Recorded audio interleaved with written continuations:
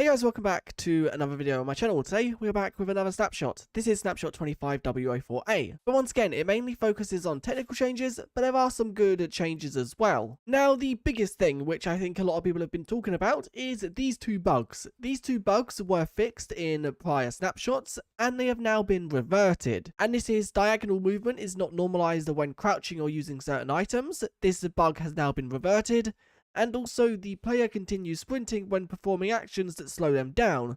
This one has also been reverted. Now, they do also note that they do plan to come and revisit these bugs in the future to fix them, but in another way. But for now, these bugs have been reverted back to what they were prior to when they were fixed or changed. One other change they have made is if you pick block a container that has loot inside, so let's quickly just grab this chest and let's just throw some random items inside of it. The first 4 items within the container will now be shown when you control pick block, which you can see right here. So it's a chest and it has oak buttons, birch slab, jungle planks. Although inside the patch notes it says the first 4 items, which we currently have 5 visible. Is that because, yes, there you go, you can now see it's 5 and then plus 2 more. That's pretty cool. I like that change because if you're control pick blocking chests to build with, then it's easier to see what that chest has inside of it. As prior to this update, the chest would just appear normal with more components and you wouldn't know what one's what. This feature does also work with most containers, so it works with barrels and things like that as well. Now, the crossbow tells you when it has other projectiles in it, so now you can see it has an arrow projectile. It now tells you that. Before, it would only tell you when it had a firework rocket. So you can now see exactly what projectiles in the crossbow when you pick it up or when you load it, which I think is just a quality of life change. It wouldn't affect many players, but it's a cool change nonetheless. Now, that's it for changes in this update. There are quite a lot of bug fixes as well, which I might cover later on if there's any worth covering. But let's now cover the technical changes, because they've made a lot of changes to this. This first technical thing they have added in this update is a new item component. And this is the item component of blocks attacks. Now, I did upload a video saying I would love to see something like this in the game, and they have added it. This basically acts as a shield component, so this is probably what the shield uses. Now, quickly jump into the patch notes just so I can show a bit more of what it does. We have block delay seconds, and this is the number of seconds that right click must be held down for before successfully attacking. We have a disable cooldown scale, and this is multiplied by the number of seconds the item will be on cooldown for when attacked by a disabling attack. We then have damage reductions, and this controls how much damage should be blocked in a given attack. If it's not specified, then all damage is blocked like a shield. This is a really cool item component, and this is probably going to be used a lot within maps. Now, there are also some entry forms. So you got type, which is the damage type ID. So let's say you want it to block cactus, don't know why, but you can. You can do it base, which is the constant amount of damage to be blocked. I really do like this. You then also have item damage, which controls how much damage should be applied to the item. So that would be, in my case, I was going to give myself a diamond sword, so that would be to the diamond sword. You have block sound. This is the sound event that we played when you successfully block an attack. And you have disable sound, and this is the sound event that is played when you successfully disable a item. Now, there are also some other new components like break sound, and this is just for when an item breaks, you can give it a custom sound. You can see an example right here for wolf armor. You then also have provides banner patterns, which this basically just means that if the item has this, it can be placed in the loom slot, which you can see once again an example right here. The same for provides trim material, so if an item has this, it will be able to be placed in the trimming material slot, and you can see once again an example right here. Now, they have also made a lot of changes to some components. You have got, for example, tooltip display is a new one within this update, which you can see the customizable options right there. They have removed the hide additional tooltip component and replaced it with the tooltip display. And you can see some more info about that right here. Now you can see they've also removed the hide tooltip, and it's once again replaced by the tooltip display and hide tooltip. It seems like they have basically removed a lot of things and replaced it with this tooltip display, because you can see the hide tooltip has had its option removed and it's now within the tooltip display. Same with attribute modifiers, they've removed show in tooltip and it's now obviously in tooltip display.